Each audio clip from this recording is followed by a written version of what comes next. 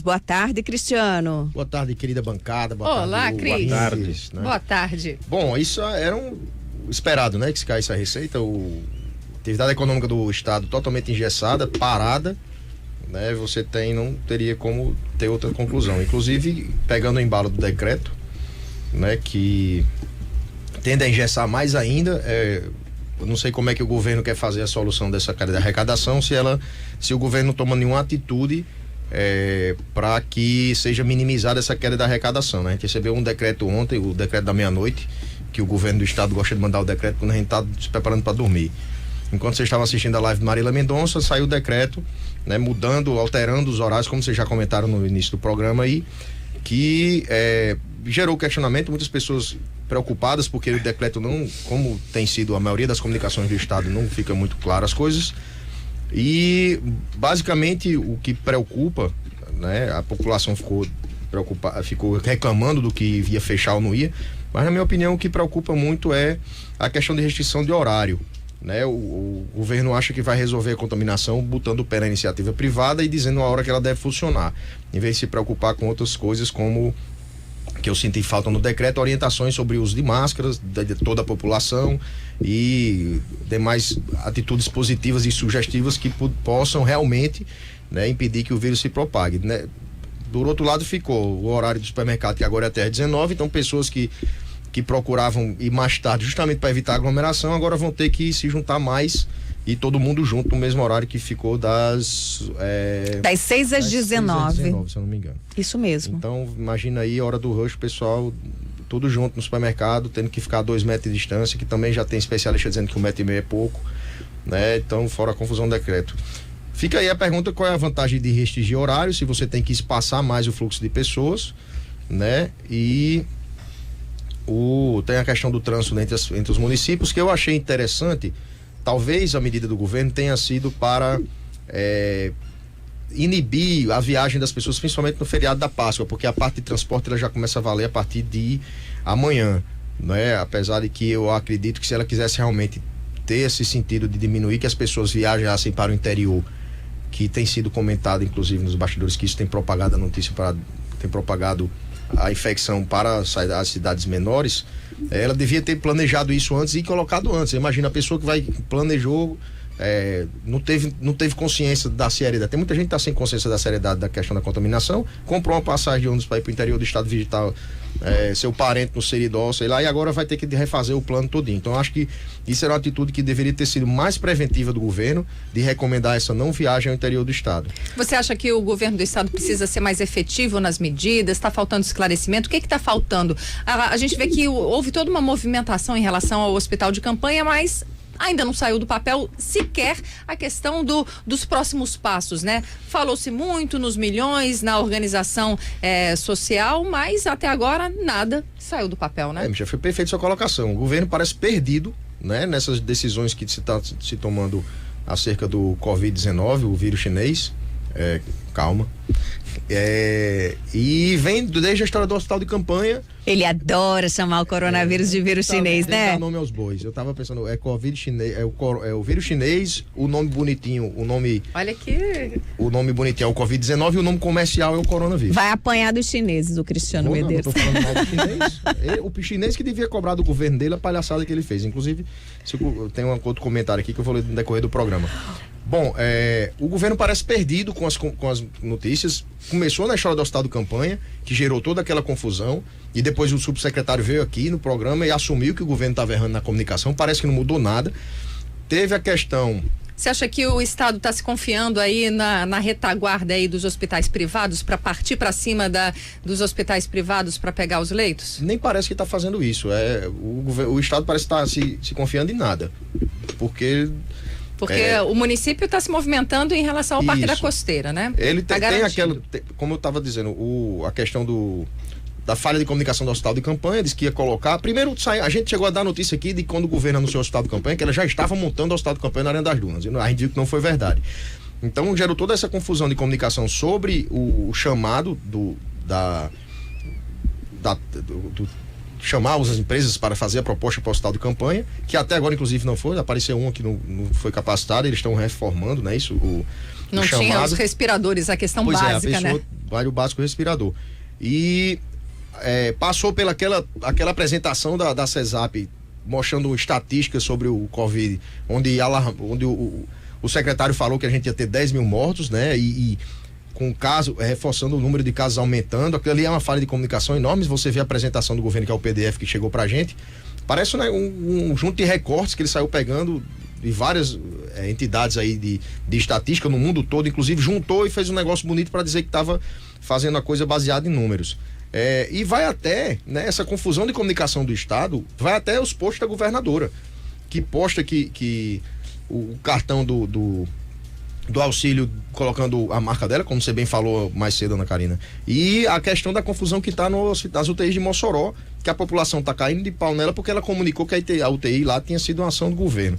Então tá faltando sim o governo, ou ele realmente está perdido, ou a comunicação dele é totalmente desconexa, não conversa, ou ninguém sabe se comunicar lá, né? E a gente falou agora há pouco aqui no 12 em Ponto a questão também do hospital de Macaíba, né? Que, segundo o próprio Sindicato dos Médicos, que esteve ontem lá fazendo uma vistoria na unidade, existem 10 leitos de UTI lá prontos, todos equipados, mas que não estão funcionando para dar essa retaguarda porque não tem a parte de pessoal para colocar em funcionamento. E o governo poderia providenciar isso para garantir já mais leitos para o atendimento ao Covid. E por outro lado, tem preocupação também dos médicos lá em Mossoró, porque o Tarcísio Maia não tem EPI suficiente para as linhas de frente atuarem, né? Lá o Tarcísio Maia que é referência para os casos de Covid lá naquela região. Então precisa de articulação, inclusive lá em Mossoró, que é uma região que tem muitos casos por causa do aumento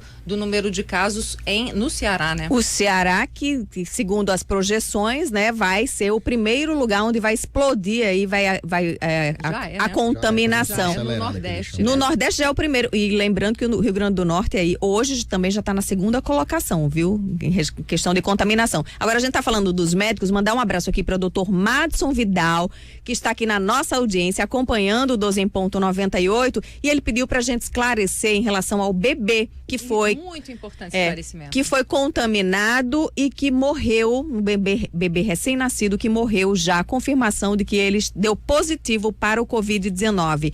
Então, o doutor Madson mandou um recado muito importante para as mamães grávidas, principalmente para aquelas que ficaram preocupadas, né, com essa recente notícia da infecção do recém-nascido. Dr. Madson diz o seguinte: veja bem, nenhum caso de transmissão da mãe para o bebê durante a gravidez foi documentado pela ciência médica, a chamada transmissão vertical. Para que esse tipo de transferência viral seja identificada, é preciso que o vírus tenha sido encontrado na placenta, no líquido amniótico, no sangue do cordão ou no leite humano. E até o momento, o coronavírus não foi isolado nesses líquidos e estruturas. Então, os poucos casos no mundo de recém-nascidos positivos para Covid-19 são de possíveis contaminações após o nascimento. Então, não foi a mãe que contaminou no ventre, né? Nem a questão aí da contaminação pelo cordão umbilical, no parto e tal. Foi assim que o bebê nasceu é que pode ter havido essa contaminação. Então, em relação a esse bebê que faleceu no Hospital Santa Catarina, aqui em Natal, o Dr. Madson esclarece que não se trata de uma transmissão vertical dentro do útero, tá? E houve, inclusive, testes que deram negativos para a mãe. Isso, exatamente. Aí mostrando mais uma vez que não houve essa transmissão, o que os médicos, os técnicos falam que é teratogenicidade da transmissão. Deixa eu mandar um abraço pro Dr. Madson Vidal. E deixa eu aproveitar o Cristiano aqui para ouvir dele a seguinte opinião, Cristiano. Você falou na projeção apocalíptica do governo do estado, cenário otimista, 1.000 mortos, ou 11 mil mortos, cenário pessimista, 15 mil, infectados 1.300.000.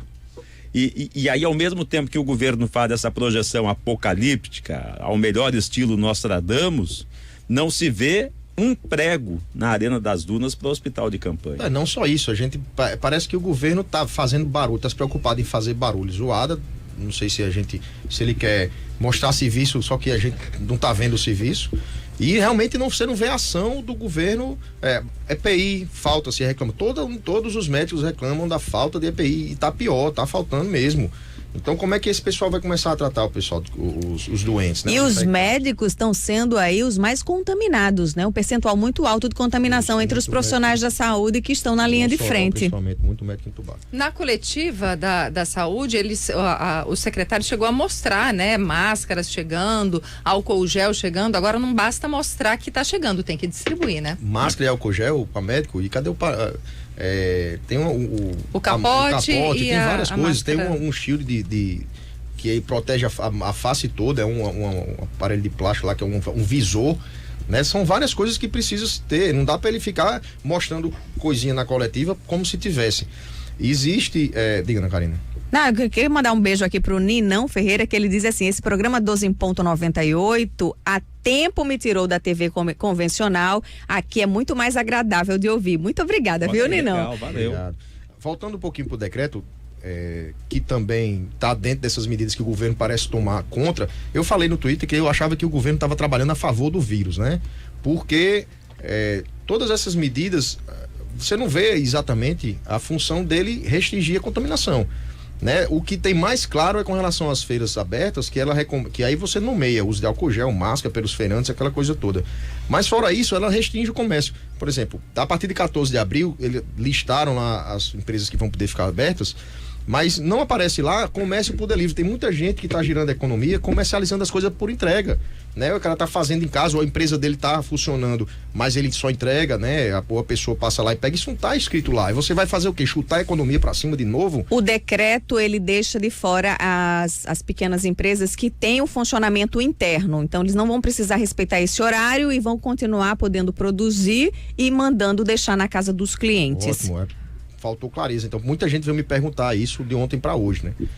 Então, fica naquela que Michele falou. Parece que o governo não está sabendo se comunicar e nem tá aparentemente fazendo nada para contornar a epidemia. O que a gente vê a governadora postar são as medidas do governo federal ou as medidas que foram tomadas localmente em Mossoró pela própria sociedade. Eu queria comentar uma coisa sobre esse aumento do número de casos, que, como a gente vem falando desde o início da epidemia, vai se aumentar o número de casos e não é para se assustar com isso. Quanto mais se testa, mais casos aumenta. O número de casos não é padrão para pânico. Você se deve partir do princípio que vai ter muito caso e que é subnotificado. Então, para o governo pegar e dizer, porque aumentou o número de casos, a gente vai tomar medidas tais. Se você partir do princípio que está subnotificado, você não vai ficar tomando medida a partir da quantificação do número de casos testados. Você tem que ter esse número projetado na sua cabeça para mais. Com relação